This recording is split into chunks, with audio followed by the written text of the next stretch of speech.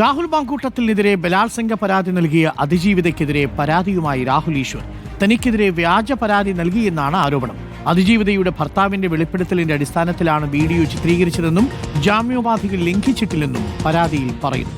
അർജുൻ കല്യാടുണ്ട് കൂടുതൽ വിവരങ്ങളുമായി. അർജുൻ കല്യാട്, വീണ്ടും രാഹുൽ ഈശ്വർ പോയി തലവെച്ചോ?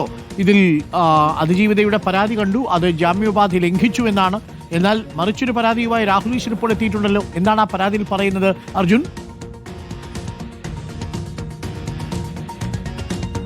തീർച്ചയായിട്ടും ഡോക്ടർ അരുൺകുമാർ വീണ്ടും തലവെച്ചു എന്ന് വേണം നമുക്ക് മനസ്സിലാക്കാൻ. കാരണം നേരത്തെ തന്നെ ഒരുപാട് ദിവസം രാഹുൽ ഈശ്വർ സമാനമായ രീതിയിലുള്ള പരാതികളും അതിജീവിതക്കെതിരായിട്ടുള്ള അധിക്ഷേപ പ്രതികരണമൊക്കെയായി ബന്ധപ്പെട്ടുകൊണ്ട് ജയിലിൽ കിടന്നതാണ്. എന്നാൽ അതുകൊണ്ടും പാഠം പഠിക്കുന്നില്ല എന്ന് വേണം നമുക്ക് മനസ്സിലാക്കാൻ. ഇപ്പോൾ ഈ പറയുന്ന അതിജീവിതക്കെതിരെയാണ് ഇപ്പോൾ രാഹുൽ ഈശ്വർ പരാതി നൽകിയിരിക്കുന്നത്.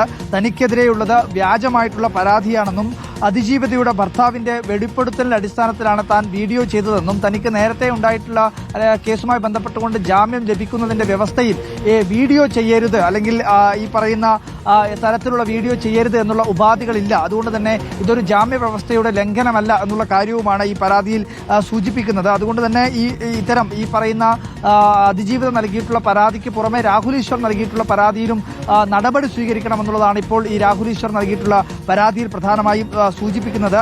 തിരുവനന്തപുരം സിറ്റി സൈബർ പോലീസിലാണ് ഇപ്പോൾ രാഹുൽ ഈശ്വർ പരാതി നൽകിയത്. രാഹുലിനെതിരെ നേരത്തെ അതിജീവിതയും പരാതി നൽകിയിരുന്നു. അതിന് പിന്നാലെയാണ് രാഹുൽ ഈശ്വർ ഇപ്പോൾ അതിജീവിതക്കെതിരെയും ഒരു പരാതി നൽകിയിരിക്കുന്നത്. എന്തായാലും ഇതുമായി ബന്ധപ്പെട്ടുകൊണ്ടുള്ള തുടർ നടപടികൾ പോലീസിന്റെ ഭാഗത്തു നിന്നും അതിജീവിത നൽകിയിട്ടുള്ള പരാതിയിൽ രാഹുൽ ഈശ്വറിനെതിരെ നടപടി സ്വീകരിക്കും മുൻപ് തന്നെ തിരിച്ചൊരു പരാതി നൽകിക്കഴിഞ്ഞാൽ രണ്ടും കൂടി തുലനം ചെയ്തു പോകും എന്നുള്ളതായിരുന്നു അങ്ങനെയാണ് രാഹുൽ ഈശ്വർ പ്രതീക്ഷിക്കുന്നത് എന്ന് വേണം നമുക്ക് മനസ്സിലാക്കാൻ. എന്തായാലും സിറ്റി പോലീസ് നിലവിൽ ഇപ്പോൾ ഇതുമായി ബന്ധപ്പെട്ടുകൊണ്ട് ഒരു നടപടി സ്വീകരിച്ചിട്ടില്ല, കേസ് രജിസ്റ്റർ ചെയ്തിട്ടില്ല എന്നുള്ളതാണ് നമുക്ക് മനസ്സിലാക്കാൻ വേണ്ടി കഴിയുന്നത്. Doctor, thank you. അർജുൻ കല്യാടാണ് വിവരങ്ങൾ നൽകിയത്.